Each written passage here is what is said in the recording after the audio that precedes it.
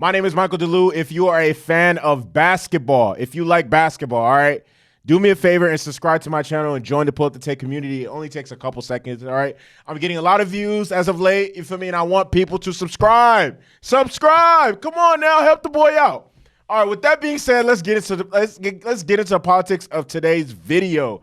The Sacramento Kings are out here making history. Sacramento Kings beat the Golden State Warriors 114-106 and take a commanding 2-0 lead in the best of 7 3-6 matchup in the Western Conference playoffs of 2023.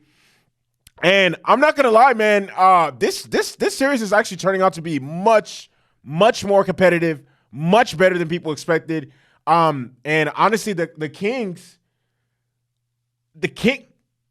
are out here making history. Look, so Golden State got up early, and then they got really loosey-goosey with the basketball, like extremely loosey-goosey with the basketball, and so much. But Sacramento was able to stick around and hang into the game, despite missing the first 10 shots that they took from three. I want to give a big shout out to two individuals, Davion Mitchell. I almost said Donovan. Davion Mitchell and Kevin Huerter, both of them, they didn't fill up the stat sheet because if I'm not mistaken, I feel like Davion had 14 and Kevin Huerter had 13. But their defense on Steph and Clay, respectively, was incredible all night long. And the Kings are, it's crazy to see because I remember, it's funny. It's funny and it's crazy to see because I even remember talking to my homie AD. And I was just like, man, I really hope the Lakers are able to get to the 6th seed so we can play the fucking Sun, so we can play the Kings, because I know we'll run them out the gym. I don't know. I mean, I definitely do feel like the Lakers can beat the Kings in a 7-game series for sure, but I don't think it would be as easy as I thought it would be, because the Kings are just as dynamic in the regular season, in the postseason, as they were in the regular season. De'Aaron Fox is just as dynamic as he was in the regular season, in the postseason, and the Kings' offense is just as incredible as it was in the regular season as it is in the postseason. And honestly, man, I'm not going to lie, the Kings are fighting against history right now. The Kings are, first of all, the Kings are fighting the stigmatism that comes with having one of the worst defenses in the NBA.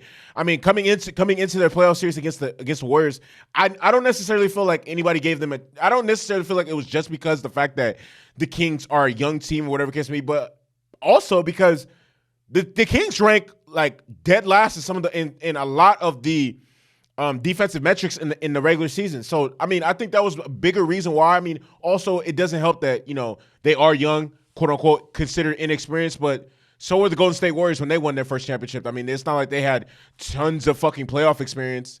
I mean, you know what I mean? But I guess it's a little different compared to the Kings, because a lot of the players that are getting heavy minutes on the Kings were drafted by the Kings, and it's their first time making the playoffs ever. But the Kings are fighting history, man. The Kings are trying to make a name for themselves and trying to establish themselves in the Western Conference, especially after the Kings have the longest playoff drought in NBA history at fucking 17 seasons. The longest before that was 16. They passed that up. The Kings have the longest playoff drought in NBA history at 17 seasons.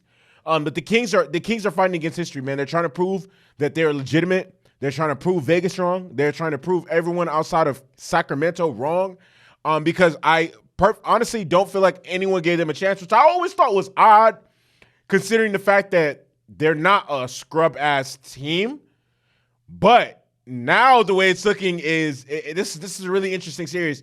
But don't be taken back if by the time they come back to Sacramento for Game 5, it's either if it is 3-1.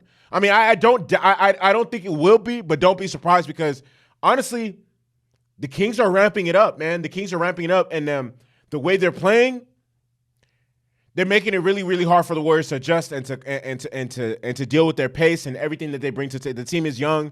They're more athletic. They're more energetic. They have more to prove. They're hungrier.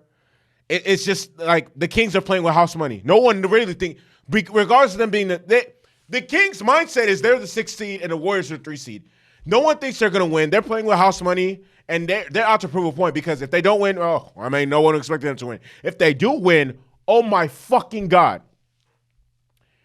And one of the last things I will say before I get into the box score is in order for the Kings to advance into the next round, the Kings need to remain fearless, continue to push the pace, continue to Davion Mitchell and Kevin Huerter needs to continue to bother Stephen Curry and Klay Thompson respectfully, and they need to stay hungry, stay aggressive, and continue to push the pace and play their brand of basketball and light that fucking beam. All right. De'Aaron Fox, once again, was brilliant. De'Aaron Fox had 24 points, 9 assists. I mean, he damn near outplayed Stephen Curry again. Domantas Sabonis, 24 points, 9 rebounds, 4 steals. Bounce back game from he had a terrible game one. Malik Monk didn't have 30 today, but he had 18 and 6 rebounds. Kevin Huerter, 15 points, 5 rebounds. Davion Mitchell, 14, 3 assists. And he's earning minutes simply because of the fact that he can guard Steph 94 feet. Harrison Barnes, 13 points, 3 steals. And Davion Mitchell had to go at the closeout three, the dagger three that put that in the corner that essentially put the game away for the Warriors. And then, after that, you just see the Kings fans going Kanye crazy, to be honest. The Warriors. Let me talk about the Warriors. So after the game now, I'm seeing, this is the first time the Warriors have been down 0-2 under the Steve Kerr era, all these different things, which I get and I understand, they're in unfamiliar territory, but I mean, I'm never like there's a phrase, there's a saying, never underestimate the heart of a champion. The Warriors are the defending champions, and they're going to go back home to where it's their fortress. And I mean, we all know, the Warriors have one of the best fan bases in the NBA, and their home court is definitely a home court advantage. The Oracle was crazy when it was in Oakland, and now they're at the Chase Center in San Fran. It's still the same thing. The Warriors this year have one of the best home records in the league. So don't be surprised if they're able to tie up the series 2-2. But what we see now is if Stephen Curry doesn't play like a fucking wizard, the Warriors are gonna lose.